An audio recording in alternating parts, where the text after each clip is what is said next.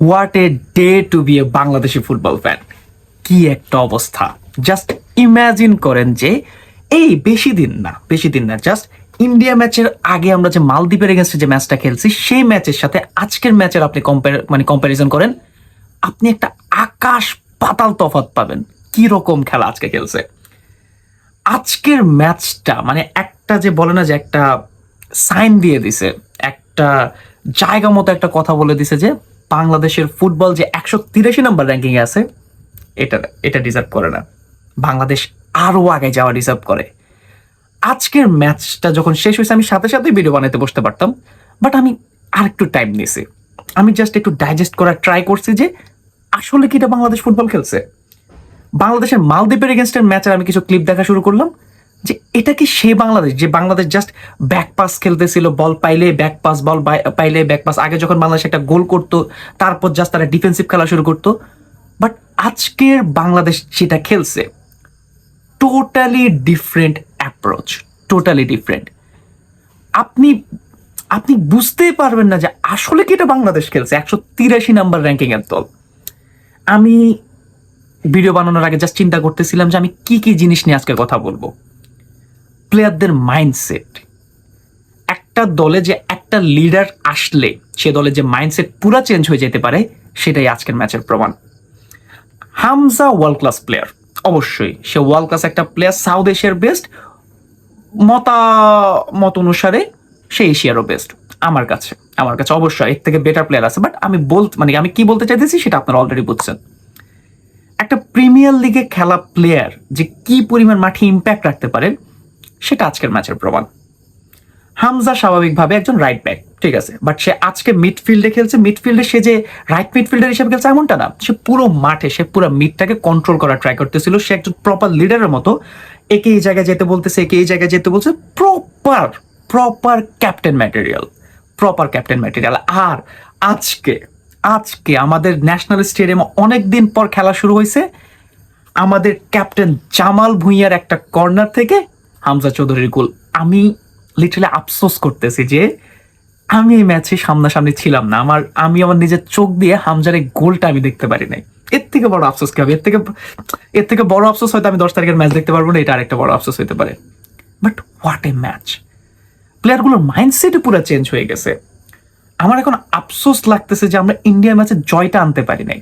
ওই ম্যাচে জয় আনলে হয়তো আমরা এশিয়ান কাপ যে খেলা আছে সেই খেলায় আমরা এক পা দিয়ে রাখতাম। আজকে স্পেশালি আমি কোনো প্লেয়ারকে কেমনে মেনশন করতাম? প্রতিটা প্লেয়ার। অনেক সময় বলে না যে মানে ধরেন অনেকজন ভালোর ভিতরে একজন খারাপ থাকলে সবাই খারাপ হয়ে যায়, বাট আজকের ম্যাচে অনেকজন ভালোর মাঝে দুই একজন যে খারাপ ছিল তারাও ভালো খেলা স্টার্ট করছে। তবে হ্যাঁ, কিছু জিনিস নিয়ে কথাবার্তা বলা দরকার আছে, তাকে একটু প্রশংসা করে নেই।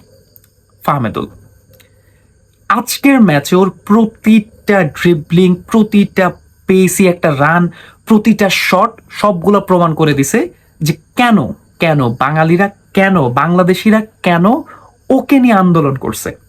একটা প্লেয়ারকে নিয়ে কেন আন্দোলন করছে যাকে তারা কখনো আগে দেখেই নাই। সেটাই আজকের ম্যাচে ফাহমেদুলের প্রতিটা শট, প্রতিটা রান, প্রতিটা ড্রিবলিং। এটাই ওর যেরকম পেস, ও যেরকম হাবি জাবি করতেছে, ভুটানের প্লেয়ারদের ডিরেক্টলি না চাইছে, ওদের দুইটা প্লেয়ার মিলে ওরা থামাইতে হয়েছে। দুইটা প্লেয়ার তিনটা মাঝে মাঝে তো পারতেছিল না। এরকম প্লেয়ার, এরকম ট্যালেন্টেড প্লেয়ার এখন আমাদের টিমে খেলে। আরো কয়েকটা প্লেয়ার আছে, কাজেম শাহ অস্থির, তাজউদ্দিন অস্থির, এর উপর সোহেল রানাও গোল করে দিছে। মানে আমি চিন্তা করতেছিলাম যে একটা সময় আমার দল জাস্ট ব্যাক পাস খেলতো, সে জায়গা থেকে তারা এখন হাইলাইন খেলতেছে, তারা এখন ফুললি অ্যাটাক করতেছে।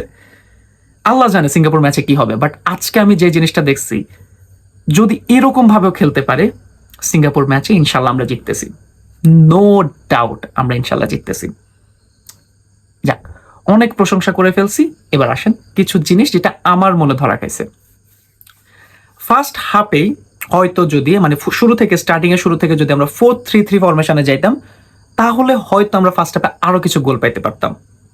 ও বাই দ্য ওয়ে, আলামিনের আজকে আমাদের ডেবিউ হয়ে গেছে। আলামিন সেকেন্ড হাফে নামার পর তার ডেবিউ হয়ে গেছে। এবার আসি সেসব কথাবার্তায়।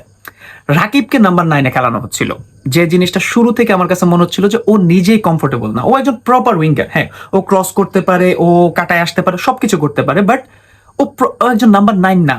বাংলাদেশ দলে যে নাম্বার 9-এর যে একটা ঘাটতি আছে সেটা ও না, ও সংকটটা ও নিরাময় করতে পারবে না। এবং ওকে দেখাই যাচ্ছিল বারবার রাইট সাইডে চলে যাচ্ছে, কারণ ও পারতেছে না। ফাহমিদুল লেফট সাইড থেকে, ও রাইট সাইড থেকে, যে মানে দুইজন ফরওয়ার্ড নিয়ে আমাদের যে খেলা, এটা আমার কাছে মনে হয় যে সিঙ্গাপুর ম্যাচে আমরা যদি সেটা না করি আমাদের জন্য সেটা ভালো হবে। যদি রাইট সাইডে রাকিব, লেফট সাইডে ফাহমিদুল, আর আমাদের নাম্বার 9 হচ্ছে আলামিন, এই জিনিসটা হইলে আমার কাছে মনে হয় যে প্রপারলি আমরা একটা ম্যাচ উইনিং একটা মোমেন্ট আমরা ক্রিয়েট করতে পারি।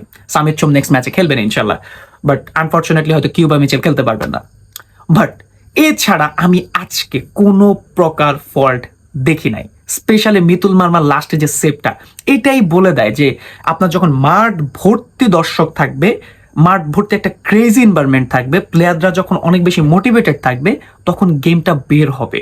তখন গেমটা কেমনে বের হবে আপনি নিজেও বুঝবেন, আপনার প্লেয়াররা অটোমেটিক ভালো খেলবে। এবং এই জন্য আজকের ম্যাচও আমি আবার বলতে চাই, এখনো সময় আছে, প্লিজ বাংলাদেশের সমর্থক গোষ্ঠী, আমি জাস্ট আজকের ম্যাচ দেখে আমার আফসোস এখনো কমতেছে না যে আমি 10 তারিখের ম্যাচটা দেখতে পারবো না। আপনার মতো আমিও টিকিট কিনতে পারিনি, হ্যাঁ আমরা কেউই টিকিট কিনতে পারিনি।